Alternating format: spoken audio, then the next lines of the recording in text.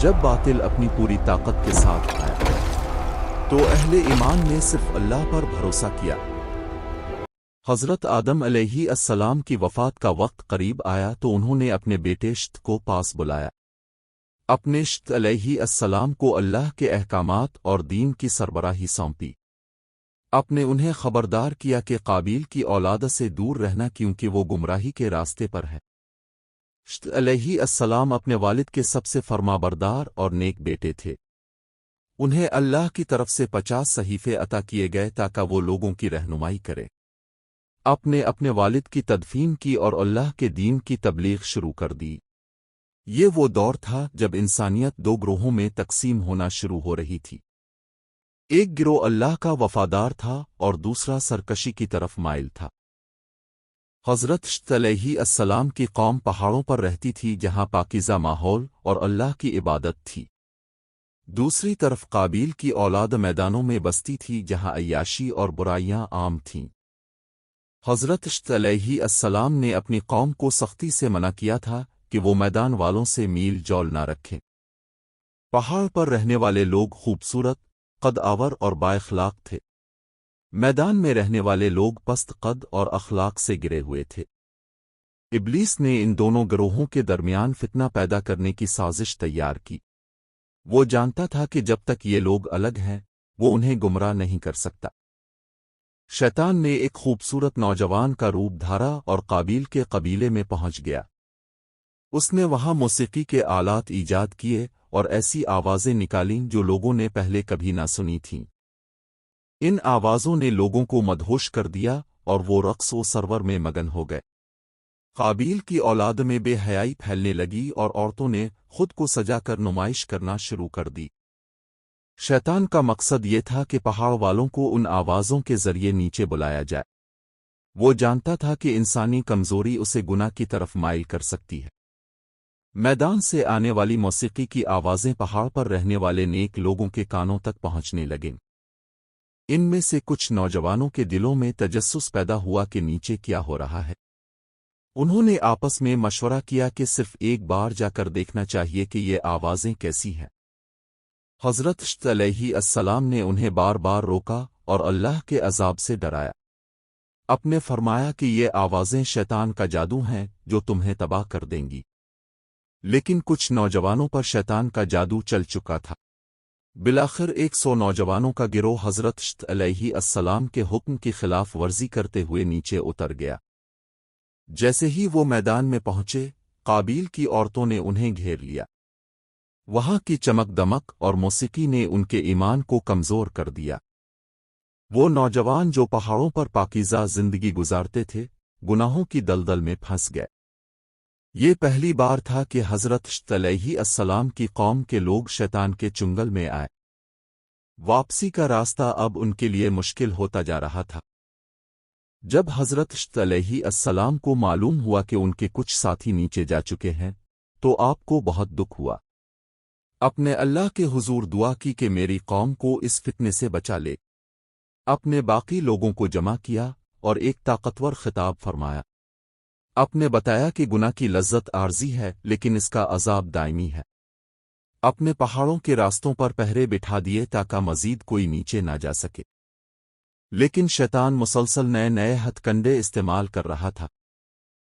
اسی دور میں کچھ ایسے لوگ بھی پیدا ہوئے جو جسمانی طور پر بہت طاقتور اور دیوقامت تھے۔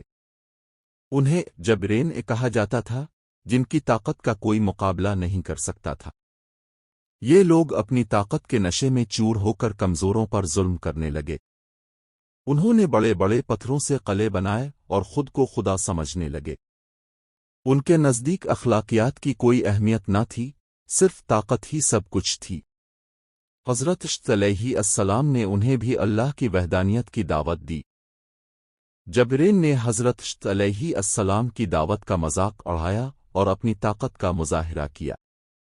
انہوں نے دھمکی دی کہ وہ پہاڑوں پر حملہ کر کے نیک لوگوں کو غلام بنا لیں گے۔ حضرت شت علیہ السلام نے اپنی قوم کو صبر اور ہمت کی تلقین کی۔ آپ نے فرمایا کہ اللہ کی طاقت سب سے بڑی ہے اور باطل کو ایک دن مٹنا ہی ہے۔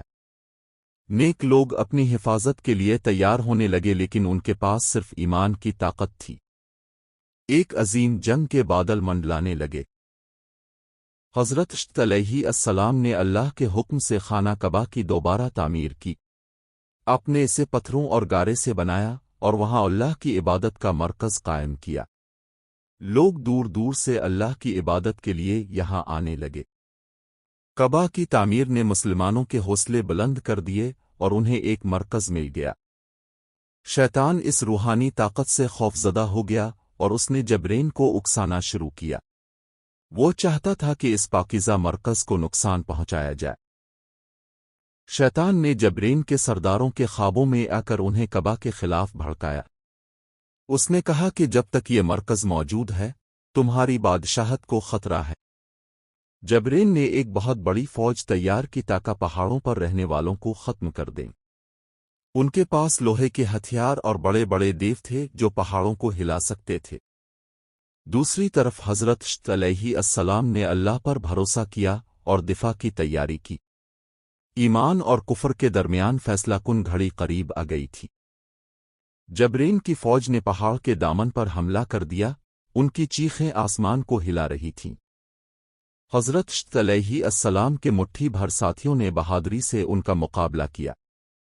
اللہ نے مومنوں کے دلوں میں سکینہ نازل فرمائی اور انہیں ثابت قدم رکھا۔ دیوقامت جبرین اپنی طاقت کے باوجود پہاڑ کی بلندیوں تک نہ پہنچ سکے۔ اللہ کی طرف سے تیز ہوائیں چلیں جنہوں نے دشمن کے قدم اکھاڑ دیے۔ یہ مومنوں کی پہلی بڑی فتح تھی جس نے جبرین کا غرور خاک میں ملا دیا۔ فتح کے بعد کچھ لوگ غافل ہو گئے اور سمجھا کہ اب خطرہ ٹل گیا ہے۔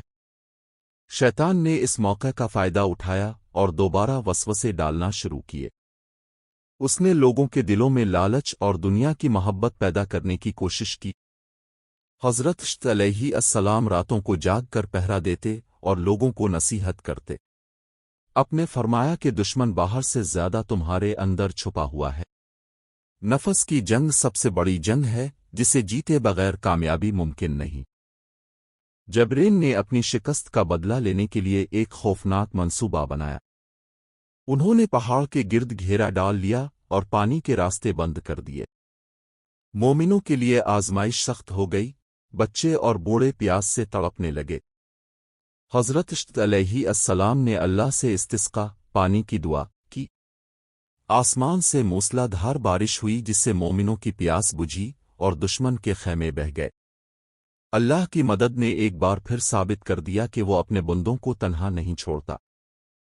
حضرت عیسیٰ علیہ السلام نے اپنی قوم کو صرف عبادت ہی نہیں بلکہ دنیاوی علوم بھی سکھائے۔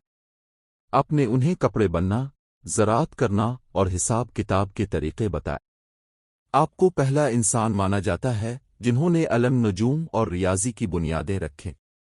آپ کا مقصد یہ تھا کہ مومن ہر لحاظ سے خود کفیل اور طاقتور بنے۔ علم کی روشنی نے جہالت کے اندھیروں کو ختم کرنا شروع کر دیا۔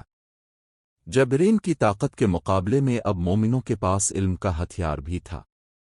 جبرین کے اندرونی اختلافات شروع ہو گئے اور وہ آپس میں ہی لڑنے لگے۔ ان کی دیوقامت طاقت اب ان کے اپنے ہی گلے پڑ رہی تھی کیونکہ ہر کوئی سردار بننا چاہتا تھا۔ حضرت عیسیٰ علیہ السلام نے اس موقع پر امن کا پیغام پھیلا کر ان کے مظلوم طبقے کو اپنی طرف مائل کیا۔ بہت سے لوگ جبرین کا ساتھ چھوڑ کر حق کے راستے پر آ گئے۔ باطل کی عمارت اب اندر سے کھوکھلی ہو رہی تھی۔ شیطان کی تمام تدبیریں ایک ایک کر کے ناکام ہوتی جا رہی تھیں۔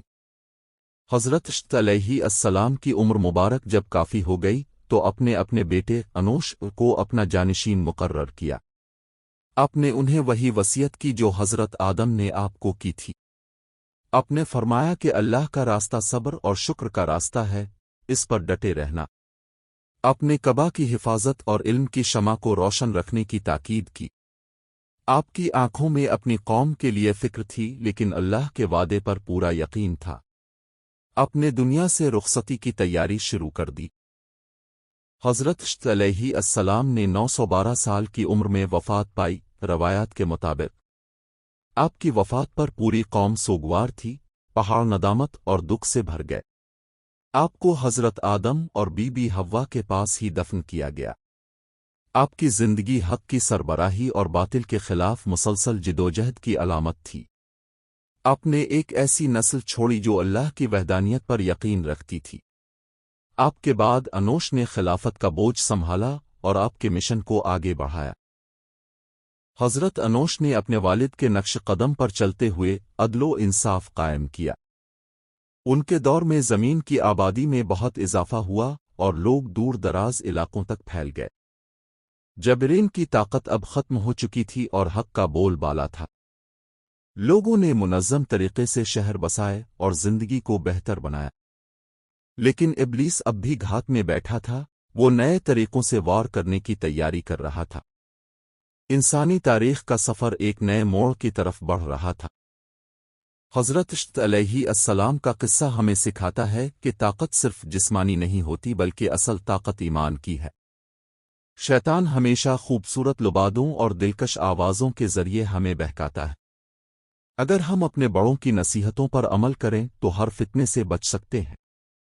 جبرین کی طرح تکبر کرنے والوں کا انجام ہمیشہ عبرتناک ہوتا ہے۔ علم اور عمل کا ملاپ ہی انسان کو اشرف المخلوقات بناتا ہے۔ آج کی دنیا میں بھی شیطان کے وہی پرانے حربے نئے ناموں سے موجود ہیں۔ یہ سلسلہ حضرت عیسی علیہ السلام سے شروع ہو کر آنے والے انبیاء تک پہنچتا ہے۔ ہر دور میں حق کے دائی آئے اور انہوں نے انسانیت کو راست دکھائی۔ ہمیں چاہیے کہ ہم بھی اپنے ایمان کی حفاظت کریں اور برائی کے سامنے ڈٹ جائیں۔ اللہ ہمیں ان نیک لوگوں کے راستے پر چلنے کی توفیق عطا فرمائے جو کامیاب ہوئے، آمین۔ آپ کا یہ سفر جاری رہے گا۔ اگلے قصے میں ہم ایک نئی داستان بیان کریں گے۔ اللہ اب سب کا حامی و ناصر ہو۔ آپ اس کہانی سے کیا سبق لیتے ہیں؟